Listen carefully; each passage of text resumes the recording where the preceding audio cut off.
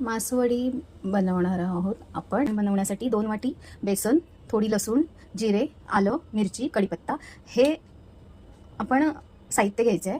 त्याच्यासाठी 1 ग्लास पाणी घ्यायचं आहे आणि हे मिश्रण हे असे जाडसर वाटून घेतलेले आहे। आता हे आपण तेलावर फोडणी देणार आहोत। असे हिंग टाकून आपण हे मिरची, कढीपत्ता, जिरे, आलं, लसूण हे मिश्रण थोडंसं परतून घेऊन मग पाण्यामध्ये बेसन चांगले मिक्स करून 2 वाट्या बेसन घेतले, त्याच्यासाठी 2.5 वाटी पाणी घेतलेलं आहे। ते एकजीव करून आपण यात ओतणार आहोत आणि घट्ट होईपर्यंत आपण ते शिजवून घेणार आहोत। मग याच्या पुढची प्रोसिजर आहे मासवडी कशी बनवायची।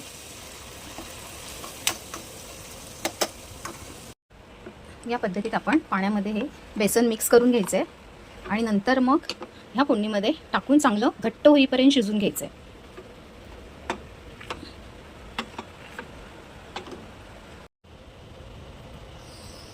चवीपुरतं मीठ टाकायचं आहे वरून आणि सतत हे असं घट्ट होईपर्यंत त्याचा गोळा होईपर्यंत ढवळत राहायचं आहे। छान असं एकजीव करायचं आहे की ते आपल्याला कपड्यावर थापता आलं पाहिजे।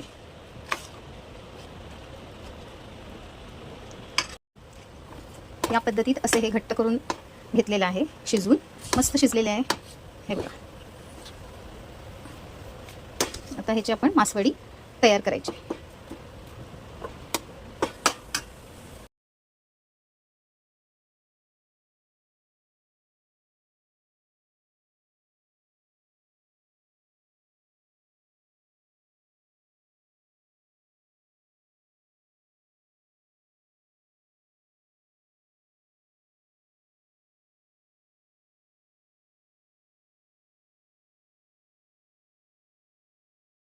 मासवडी थापण्यासाठी असा हा वेगळा जेवणासाठी कपडा मिळतो, चहा वगैरे गाळतात तो घेतलेला आहे।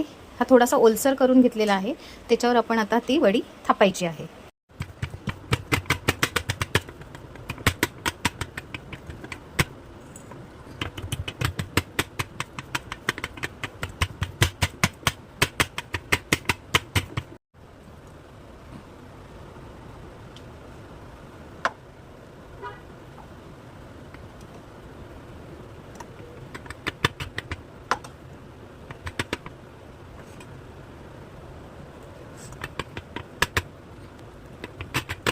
हे मिश्रण असं आपण वरती थापून घ्यायचंय भरून आणि हा फडका असा उचलून त्याला रोल करायचा आहे।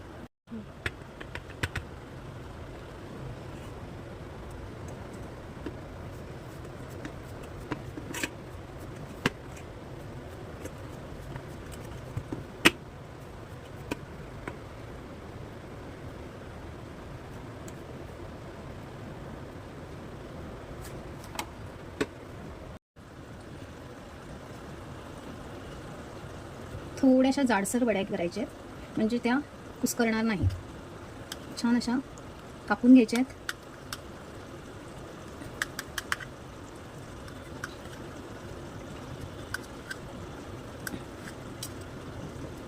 हे छान अशा सर्व मासवड्या आपल्या कापून तयार आहेत। मासवडीच्या सांबारासाठी हे असं आपण साहित्य घेतलेले आहे। आलं, लसूण, कांदा तळून घ्यायचा आहे, खोबरं, सुकं खोबरं भाजून घ्यायचं आहे, गरम मसाला आणि वरून टाकायला कोथिंबीर।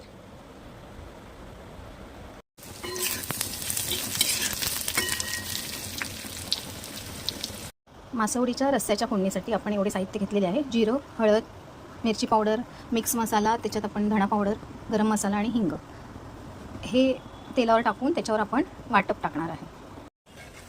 असे सर्व मिश्रण मसाले तेलात टाकलेले आहेत। आता आपण ह्याच्यामध्ये हे वाटप टाकणार आहोत। हे असं तेल सुटेपर्यंत परतून घ्यायचं आहे वाटप आणि हे झालेलं आहे। आता तेल सुटायला लागलेलं आहे। आता आपण ह्याच्यात गरम पाणी ओतायचं आहे। सांबार जरा पातळच करायचं आहे, एकदम घट्ट नाही।